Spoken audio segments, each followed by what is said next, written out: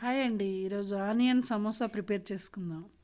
దానికోసం ఒక బౌల్లో కొంచెం మైదా పిండి, కొంచెం గోధుమ పిండి, రుచికి సరిపడినంత కొంచెం ఉప్పు, కొంచెం ఆయిల్ ఒక 2 స్పూన్స్ వేసి మొత్తం అంతా మిక్స్ అయిన తర్వాత నీళ్లు పోసుకొని ఈ విధంగా ముద్దగా కలుపుకోవాలి.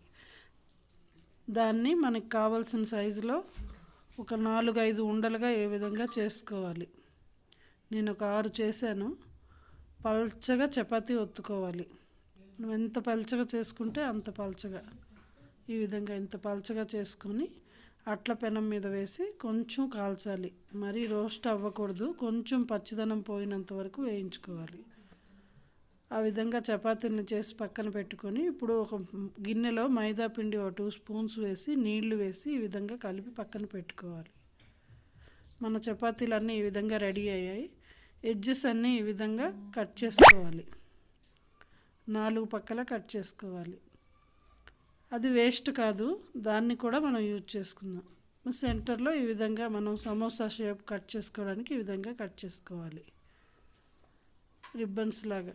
ఇప్పుడు సైడ్ ముక్కలన్నీ ఈ విధంగా చిన్న ముక్కలుగా కట్ చేసుకొని కాగుతున్న నూనెలో వేసి డీప్ ఫ్రై చేసుకోవాలి.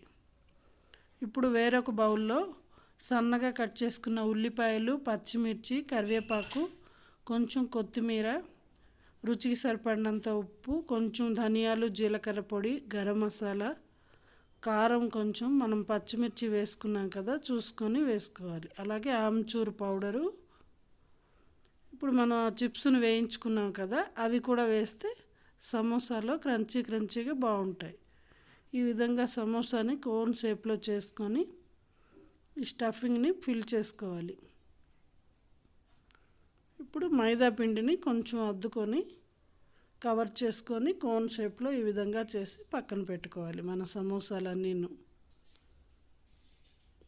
ఇప్పుడు కాగుతున్న నూనెలో వేసుకొని గోల్డెన్ బ్రౌన్ వచ్చినంత వరకు వేయించి తీసి సర్వ్ చేసుకోవడమే. వేడి వేడి ఆనియన్ సమోసాలు రెడీ. మా వీడియో నచ్చితే ఒక లైక్ చేయండి, మా ఛానల్ని సబ్స్క్రైబ్ చేయండి. Thank you for watching. Bye.